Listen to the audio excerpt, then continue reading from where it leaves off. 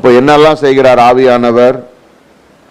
ஆவியானவரை கொண்டுதான் நாம் அறிக்கை செய்ய வேண்டும். ஆவியானவர் அறிக்கை செய்ய வேண்டும் என்றால் சுவிசேஷம் கேட்க வேண்டும்.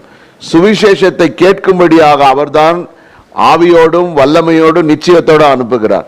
சுவிசேஷம் கேட்பதற்கு என்ன வேண்டும்? விசுவாசம் வேண்டும். விசுவாசத்தை அவரே தான் கிரியேட் செய்கிறார். அவரே தான் விசுவாசத்தை தூண்டுகிறார். எப்படி என்பதை நாம படிக்கலாம். ஆவியானவரும் விசுவாசமும் என்ற வார்த்தையில அந்த சப்ஜெக்ட்ல.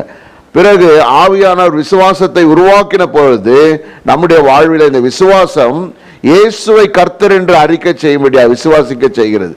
அப்படி விசுவாசிக்கும் பொழுது விசுவாசத்தினால் தான் நாம் மறுபடியும் தேவனுக்குள்ள பிறக்கிறோம். ஒரே நிமிடத்துல ஒரே சரத்துல இதெல்லாம் ஆவியானவரை கொண்டு தேவன் செய்கிறார். அப்போ நாம ஒரு விஷயத்தை கவனிக்கிறோம். Who is the Holy Spirit? Holy Spirit